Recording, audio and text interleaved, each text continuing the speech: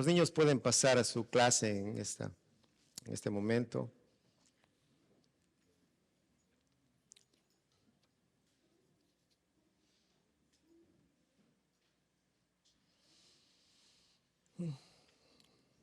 Una vez más, bienvenidos. Qué gusto, hermanos, de verlos nuevamente aquí en la casa del Señor. El privilegio y la honra que Dios nos da de estar juntos alabando su bendito y santo nombre. Continuamos estudiando el libro de Levítico, estamos ya en el capítulo 21 y hoy vamos a ver capítulo 21, capítulo 22 hasta el versículo 16. Unas cuantas semanas más y terminamos ya este libro, bendito Dios, hermanos. Y si algo se va a acordar de Levítico, ¿qué aprendió de Levítico? Santidad. Dígale a su hermano, ¿y qué aprendiste de todo ese libro? Santidad. Que Dios es santo y que Dios demanda que nosotros seamos santos. La luz nos permite ver nuestra condición, si estamos limpios o estamos sucios. Un profesor irlandés escribió sobre los bosques que estaban cerca a su casa en el norte de Irlanda, donde él había crecido, y relata que los cazadores de pieles de este lugar habían aprendido a aprovechar el compromiso del armiño con la limpieza de su pelaje. Este animal, el armiño, es conocido por su pelaje invernal blanco y puro. Los cazadores no ponían trampas ya para atrapar a los armiños. Cuando ellos se dan cuenta en dónde están sus casas, sus guaridas, sus hogares, lo que hacen es poner mugre, basura alrededor de la entrada de la casa del armiño, suciedad alrededor de la entrada. Luego sueltan a los perros para que puedan olfatear a los animales, y cuando ellos empiezan a correr en busca de sus guaridas, de sus casas, los perros los persiguen. Cuando se acercan a la entrada, se detienen y prefieren entregar su vida a ensuciar su pelaje. Prefieren salvar su pureza. Para el armiño, la pureza tiene más valor que su propia vida. Las costumbres paganas manchaban el alma y no podían ser parte de un pueblo llamado a la santidad. Hoy, en este momento, el pragmatismo, el secularismo, la libertad de género son parte de muchas iglesias que dejan en vergüenza el nombre de Dios, y el llamado a la santidad ya no es parte de un sermón, no es parte de una alabanza, mucho menos del servicio de adoración. Hoy se adora más en las iglesias las actividades que a Dios. La santidad que tiene el hombre no es suficiente y por eso Dios demanda más. El Señor dio una orden de ser santos a todo su pueblo. En los capítulos 21, 22, se dirige específicamente a los sacerdotes. Los llama a ser santos, a mantenerse apartados del mundo, consagrados con Dios. El título para este mensaje: leyes sacerdotales. Primer punto, la palabra de Dios sobre los líderes espirituales. Repito este punto, la palabra de Dios sobre los líderes espirituales.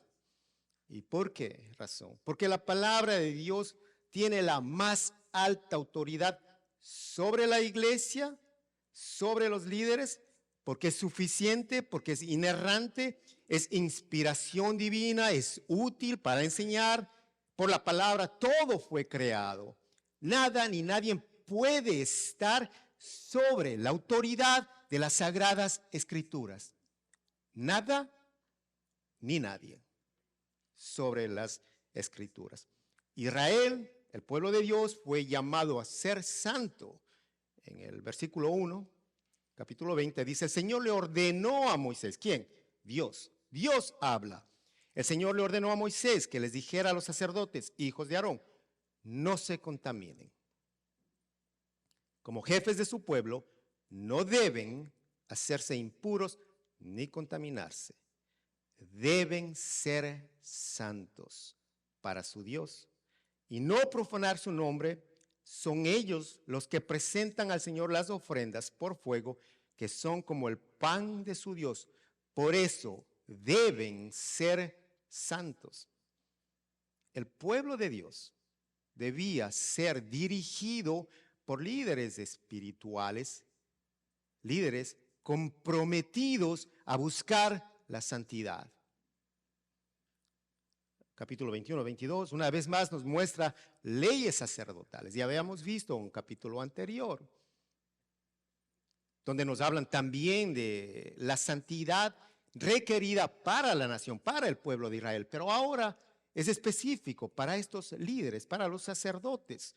Debían apartarse, los sacerdotes de este pueblo de Israel, de esta nación, perdón, debían apartarse para desempeñar sus funciones de adoración. Su nivel de santidad debía ser mucho mayor que del pueblo. ¿Por qué? Porque estaban llamados a ser mediadores entre el pueblo y entre Dios. Necesitaban estar consagrados a Dios, separados para Dios. Y había requisitos personales y especiales en estos hombres. Podemos ver que en estos capítulos cubren temas de la vida personal de los sacerdotes, de su aspecto físico.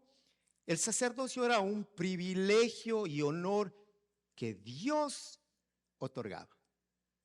No escogían ellos, sino Dios otorgaba. Y de la misma manera Dios exige mucho más de ellos. Lucas 12, 14.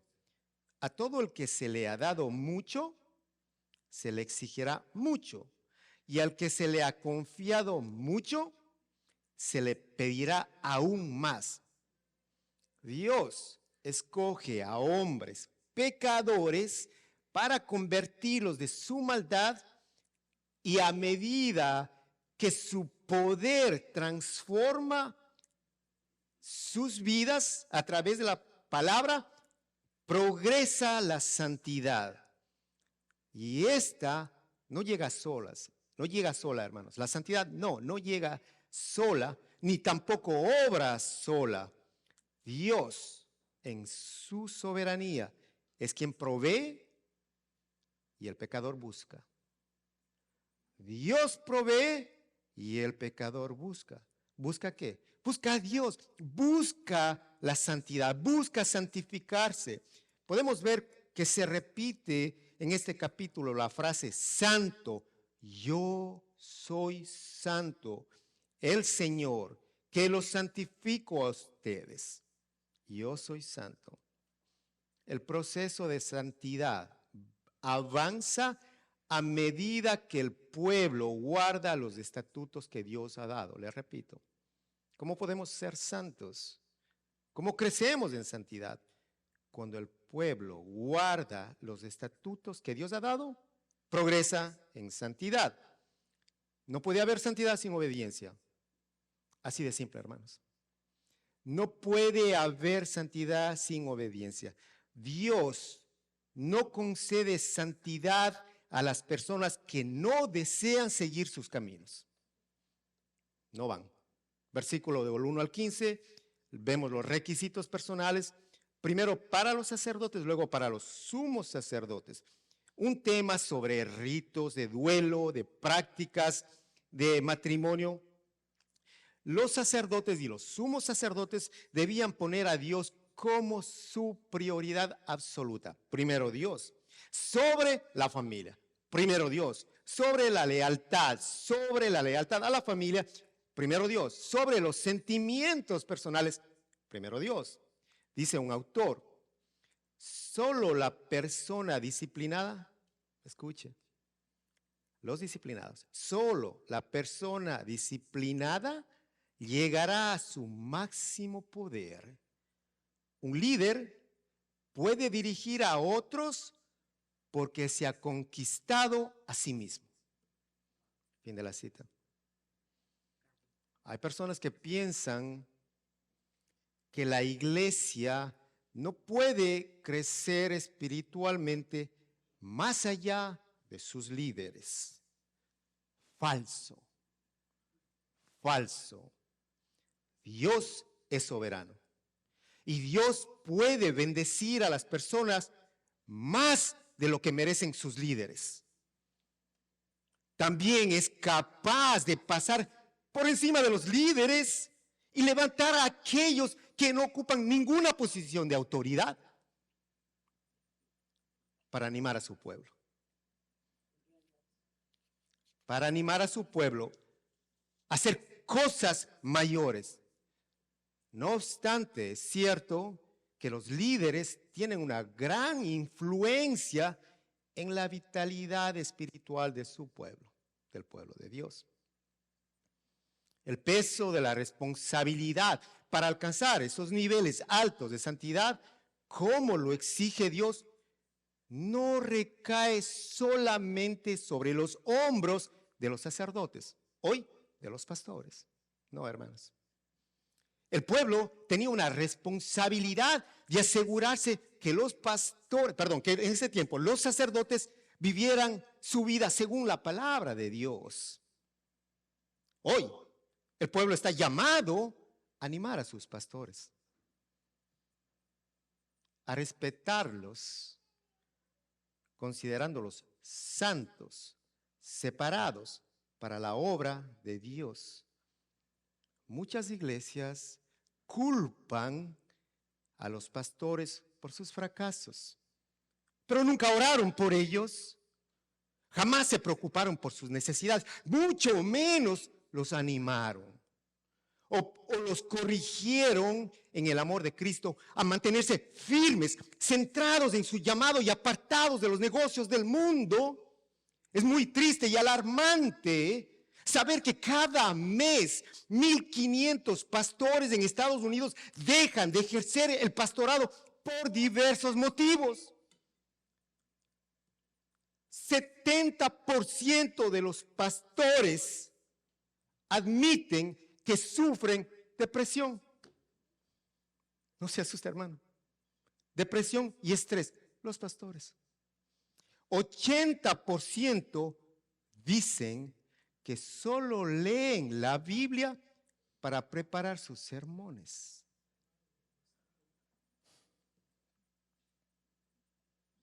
El 40% han tenido relaciones extramaritales. 1,500 pastores dejan de predicar cada mes y están buscando un trabajo secular. De 2 a 3 años de ministerio es el tiempo promedio que duran los pastores para luego dejar sus iglesias. Alarmante. Alarmante, hermanos. Continuemos. Los sacerdotes no debían participar de las ceremonias de duelo ni por su propia esposa. ¿Cuál era el propósito? Exaltar la relación del sacerdote con Dios. Primero Dios. Debían permanecer en el templo cumpliendo sus funciones. El versículo 12 dice, no saldrán del santuario para no profanar el santuario de su Dios, porque ha sido consagrado mediante el aceite de la unción divina. Yo soy el Señor. Una vez más lo repite. Tampoco podían rasurarse la cabeza o la barba. ¿Por qué estas prohibiciones? porque significaba adoptar, las costumbres del duelo pagano que estaba asociado con la adoración a los muertos y a los ídolos. Estas prácticas profanarían el nombre de Dios. Luego vemos las leyes para el matrimonio. La palabra de Dios está sobre los líderes espirituales. La palabra de Dios. Hay leyes para el matrimonio. Versículo 13 al 15. Dice, la mujer que tome por esposa debe ser virgen. No debe casarse con una viuda, ni con una divorciada, ni con una prostituta. Debe casarse con una virgen de su mismo pueblo, para que no profane su descendencia entre su pueblo. Yo soy el Señor que los santifica. Yo soy el Señor que santifico a los sacerdotes. Leyes para los sacerdotes, para los sumos sacerdotes. Leyes con respecto al matrimonio. ¿Qué está primero? La palabra de Dios. La palabra de Dios está sobre el sacerdote, sobre el sumo sacerdote. La palabra de Dios está sobre los líderes espirituales. Y aquí tenemos la ley para el matrimonio. Al sumo sacerdote se le imponía condiciones más estrictas que a los sacerdotes. La novia tenía que ser virgen, no podía casarse con una divorciada, ni con una viuda, ni con una prostituta. Y la razón para que no sea profanada su descendencia entre su pueblo. Todas estas señales, todas estas normas nos muestran, nos señalan que los líderes de Israel debían poner a Dios sobre todas las cosas y servirle a Dios con dedicación y con una vida completamente pura. El servicio nunca se debía hacer de mala gana. Los líderes debían ser irreprochables, como lo escribe el apóstol Pablo. En la carta a los Corintios dice que los seguidores de Jesús no deben casarse con incrédulos, los creyentes. Dios les dice a su pueblo que no se casen con nadie que no siga a Jesús. No haga yugo desigual. No se casen con personas incrédulas. Una ordenanza del Señor que todavía está vigente, por cierto. Jóvenes, solteros, solteras, no haga yugo desigual. No se case con incrédulo. No, pastor, yo le estoy predicando la palabra y él está cambiando. No haga yugo desigual. ¿Qué hace con una persona incrédula?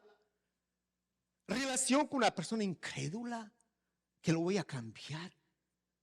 Si tú no te pudiste cambiar, le vas a cambiar a alguien. Si el Espíritu de Dios fue quien te cambió y te transformó, tú le vas a cambiar a alguien. Sí, pastor, ya cuando nos casemos, él ya está llegando a la iglesia, ven a la iglesia, sabe, ya aprendió a orar, lee la palabra todos los días, lee. Sí, puede ser que haga todo eso, pero no lo vas a cambiar. Y si la palabra te dice, no hagas yugo desigual, no lo hagas. Solteros, hay muchas mujeres cristianas. Solteras, hay muchos hombres cristianos.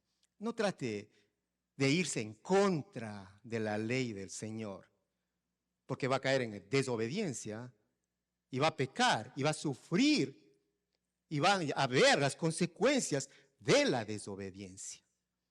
No haga yugo desigual. No se casen, les dice a los sacerdotes, a los sumos sacerdotes, con mujeres viudas, divorciadas, y enumera unas cuantas más. Propósito, mantener la pureza. Dios es santo y Dios espera que sean santos. También la palabra de Dios nos muestra en Efesios, una vez que estamos casados, que nuestro matrimonio, ¿te casaste? Gloria a Dios. ¿Te casaste con una mujer cristiana? Gloria a Dios. ¿Te casaste con un cristiano? Gloria a Dios. Ahora, ¿qué va a suceder? Ahora ese matrimonio es la imagen de la relación de Cristo con la iglesia. imagen de esa relación que Cristo tiene con su iglesia, tu matrimonio. Qué maravilloso. Los maridos, dice, aman a sus esposas como Cristo amó a la iglesia y se entregó por ella. Y las esposas se someten a los maridos como la iglesia se somete a Cristo. Y Pablo les dice, le escribe a Timoteo, que Dios requiere que los líderes de la iglesia, los ancianos y los diáconos tengan matrimonios ejemplares. En el antiguo pacto, Dios mantenía un estándar muy, muy alto para los matrimonios de los sacerdotes. Hoy los matrimonios no saben quién es el hombre y quién es la mujer. Hoy en los matrimonios no saben cuál es la función del hombre y cuál es la función de la mujer. El hombre dice, es que yo me gusta ayudarle a mi mujer y me gusta lavar y cocinar y por eso ya está trabajando. Cabezón. ¿De verdad no sabes cuál es tu función? Deberías estar trabajando, no haciendo las funciones que le corresponde a tu mujer y a ti mismo, ¿no? Juntos trabajan, pero hay funciones distintas, roles distintos. Hoy ni el hombre ni la mujer saben, ni saben por qué se casan, pero están casados. Es triste, hermanos. Es muy triste. Cuando el matrimonio tienen que ser ejemplares de parejas cristianas, no solamente de los pastores y de los diáconos, de todo creyente. Vemos la palabra de Dios sobre la vida de los líderes, sobre los matrimonios. Dios manda, nosotros obedecemos, seguimos su palabra. Pero también hay leyes sobre las condiciones físicas. En el versículo 16 y 24, dice, el Señor le ordenó a Moisés que le dijera a Aarón, ninguno de tus descendientes que tenga defecto físico deberá acercarse jamás a su Dios para presentarle la ofrenda de pan. En efecto, no deberá acercarse nadie que tenga algún defecto físico, ninguno que sea ciego, cojo, mutilado, deforme, lisiado de pies o manos, jorobado o enano, o que tenga sarna o tiña, o cataratas en los ojos, o que haya sido castrado. Ningún descendiente del sacerdote Aarón que tenga algún defecto podrá acercarse a presentar al Señor las ofrendas por fuego. No podrá acercarse para presentarle a su Dios la ofrenda de pan por tener un defecto. Los requisitos que Dios demandaba para la posición sacerdotal incluían buena salud. Si tenían un defecto físico o una enfermedad en la piel, parálisis, ceguera, no podían dirigir el culto. Los que servían en el tabernáculo como sacerdotes tenían que ser puros e impecables. Y Dios tenía una razón para esto. No era el valor de la condición, escuche, sino era el simbolismo. El tabernáculo y todos sus componentes simbolizaban la presencia de Dios, santo, sin mancha. Su adoración debía ser pura. Los sacerdotes del antiguo pacto simbolizaban la presencia de Dios, perfecto. Y para simbolizar su infinita perfección, los sacerdotes no debían tener imperfecciones visibles. La ley exigía que los sacrificios perfectos fueran ofrecidos por hombres perfectos. Buenas noticias. La iglesia del nuevo pacto ya no tiene ese requisito para los líderes espirituales. ¿Verdad? No hay ese requisito. ¿Por qué? Porque nuestro sumo sacerdote es Jesús y Él representa la presencia de Dios y es perfecto porque es Dios. La palabra de Dios está sobre sus líderes espirituales. Sobre los líderes Y aquí vemos las leyes sobre la conducta profesional, ya en el capítulo 22. Dice, el Señor le ordenó a Moisés que les dijera a Aarón y a sus hijos, traten con mucho respeto las ofrendas sagradas que me consagran los israelitas para no profanar mi santo nombre. Yo soy el Señor. También le ordenó decirle, si alguno de los descendientes de Aarón está ritualmente impuro y se acerca a las ofrendas que los israelitas consagran al Señor, será eliminado de mi presencia. Yo soy el Señor, que santifico a los sacerdotes. Yo soy el Señor que los santifico. Luego de presentar los requisitos personales, menciona la manera de presentar los sacrificios a Dios. Y si alguien no cumplía cuidadosamente su deber delante de Dios, mostraba falta de respeto a Dios, en el versículo 2. Y llegaría a profanar su palabra, versículo 9. Incluso eso podía causar la muerte. Eso nos enseña que el líder cristiano, creyente, no debía ser mediocre, ni ordinario cuando servía a Dios, sino que estaba comprometido a buscar y dar la excelencia. Hermanos, eso está vigente. Hoy estamos comprometidos ¿a qué? A buscar y a darle la excelencia a Dios. No seamos mediocres ni ordinarios para servirle a Dios. ¿Cómo estamos sirviendo a Dios? Pregúntese usted. Y usted mismo respóndase. ¿Cómo está sirviendo a Dios? ¿Se ha acomodado porque abunda la gracia en su vida? ¿Está muy cómodo? ¿Hay reverencia para Dios? ¿O está actuando con una actitud mediocre en el servicio? ¿Cómo está? Dios es quien equipa su iglesia. La iglesia es de Dios. Las ovejas son de Dios. El templo es de Dios. Todo es de Él.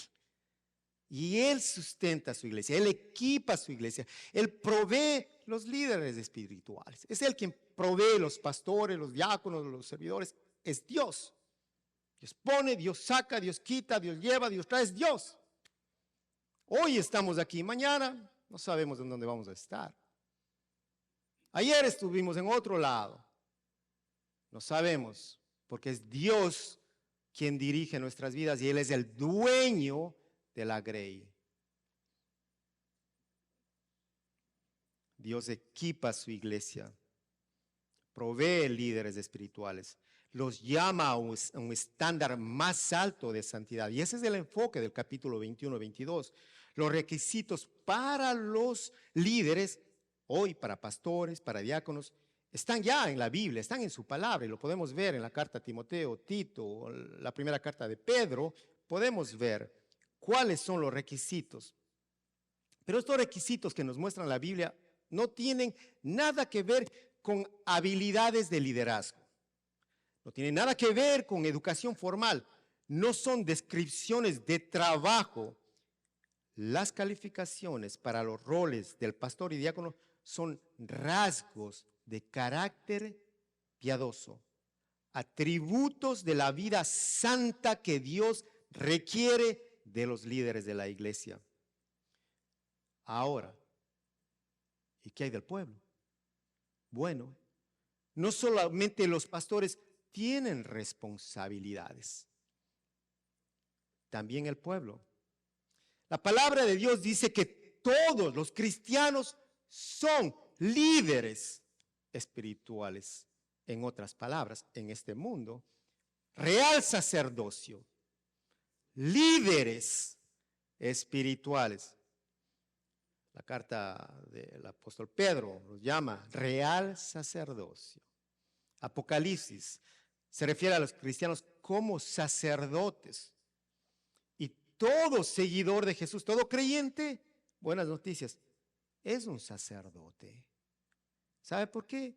Porque conduce a la gente a Dios y le habla a Él de la gente les lleva a Dios y usted habla con Dios de ellos, está desempeñando una función sacerdotal. Somos un sacerdocio real. Guiamos a la gente espiritualmente en obediencia al mandato de Jesús de hacer discípulos de todas las naciones. Todo el tiempo les digo, hermanos, predique la palabra. Hermanos, hoy día hoy tuvieron clases, hoy aprendieron Mateo 3, capítulo 3, versículo 1 al 10. ¿Qué aprendió? Comparta, lleve la palabra de Dios. Haga discípulos, porque es un mandato del Señor, hacer discípulos de todas las naciones, Mateo 28. Y Corintios nos dice, en Cristo Dios estaba reconciliando al mundo consigo mismo y Él ha dado a todos los seguidores de Jesús el ministerio de la reconciliación. ¿A quiénes? A los seguidores. ¿A quiénes? A los creyentes. Ministerio de la reconciliación. Y Pablo escribió, somos embajadores de Cristo. Como cristianos nos relacionamos, sí, con la gente del mundo. Y todos somos líderes espirituales. Somos embajadores de Cristo, hacemos discípulos, porque la palabra de Dios está sobre todo creyente, sobre todo líder. Si un animal como el armiño prefiere entregar su vida, escúcheme, prefiere entregar su vida a comprometer su pureza y la blancura de su piel siendo un animal, cuánto más nosotros creados a imagen y semejanza de Dios. No podemos ni debemos ensuciar la vestidura de justicia, de santidad que Jesús nos ha entregado. Ese manto de justicia no fue gratuito porque le costó su vida en la cruz. Todo el libro de Levítico nos trata de la santidad, santidad, santidad. Sed santos, yo soy santo, santidad y santidad. Dios dice que Él es santo, llama a su pueblo a ser santos. Nuestra adoración a Él debe ser santa y todo lo relacionado con la adoración debe ser santo. En el antiguo pacto, la santidad se expresaba con símbolos, vestimentas especiales, sacerdotes, sumos sacerdotes, ceremonias y un tabernáculo que representaba la santidad. Pero ahora Dios ha venido a nosotros en Jesús. Jesús no simboliza la presencia de Dios, no. Era Dios entre nosotros, lo dice Juan. Entonces Jesús tabernaculizó entre nosotros. Él es nuestro tabernáculo. Él en nosotros. El Verbo se hizo hombre y habitó entre nosotros. En el antiguo pacto, la santidad se definía según la ley de Moisés. En el nuevo pacto, la santidad se personifica en Jesús. Nuestro Salvador es quien define la santidad. Él dice, sed santos porque yo soy santo. Santo soy yo, el Señor que los santificó. Yo soy el Señor, yo soy el Señor. Una vez más y otra, repite, yo soy el Señor. Soy santo. ¿Cuántas veces? Yo soy el Señor. ¿Para qué? Para que nadie se olvide que Él es el Señor.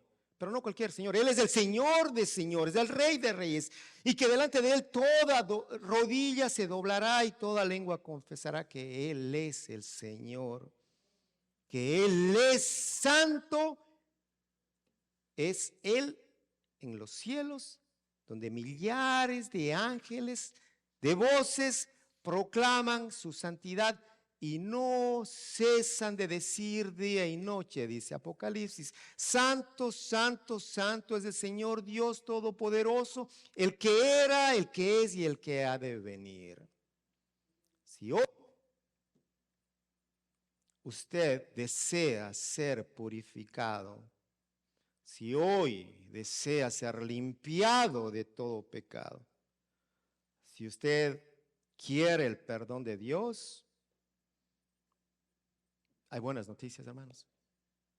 Ya no necesita un sacerdote, ni sumo sacerdote para confesar sus pecados. No necesita traer un animal puro para un sacrificio. Tampoco necesita el tabernáculo, no. Solamente necesita confesar que Jesús tiene, sí, el poder para perdonarlo. Tiene el poder para darle vida nueva, porque Él entregó su vida por nosotros. Él pagó el precio por nosotros, por nuestros pecados, el precio demandado por Dios el Padre. Y hoy Dios da una vez más esa oportunidad para que usted le pueda decir al Señor: sálvame de mis pecados. Señor, sálvame de mis pecados y dame vida nueva para adorarte. ¿Cuál es la aplicación en este mensaje? Que la santidad no viene sola. ¿Qué vamos a hacer? La aplicación es que necesitamos buscar la santidad. Busquemos la santidad.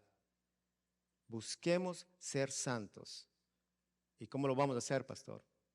La única manera que podemos buscar la santidad es cuando lo encontramos a Dios. Cuando tenemos un encuentro con Dios, en oración, en adoración, en sus devocionales, busque la presencia de Dios. No se canse de buscarlo para que pueda obtener la santidad. Y si lo está buscando, búsquelo más. Aplicación para el día de hoy. Busque la santidad, porque Dios es santo y sin santidad nadie verá a Dios. Vamos a orar. Señor, gracias por recordarnos cuánto pecado hay en nosotros, Señor. Que no es suficiente nuestra santidad, que necesitamos más de ti, Señor. Gracias por mostrarnos todas estas leyes para tus sacerdotes con cuánta implicación para nuestras vidas, Padre amado. Que nosotros necesitamos cumplir tu ley, que tu palabra está sobre nuestras vidas, sobre los líderes. Señor, gracias por tu mensaje y te pido a ti en el nombre de Cristo Jesús que en esta mañana tú nos ayudes a ser fieles, nos recuerdes cada momento de nuestras vidas que necesitamos ser fieles a ti, fieles a tu palabra, que tu pueblo te busque, Señor, y pueda encontrarte para ser santos como tú. Padre, gracias. Te pido a ti en el nombre de Cristo Jesús por aquellos que necesitan esa santidad, que tú los ayudes, Padre. Te pido a ti, Señor, que hoy, si alguien en este lugar no es salvo, Padre, no se ha arrepentido, que hoy se arrepienta y pueda obtener el gozo de la salvación. Haz tu obra redentora, Señor, en este tu pueblo. Te damos gracias a ti en el nombre de Cristo Jesús. Amén. Nos ponemos de pie y vamos a adorarle a nuestro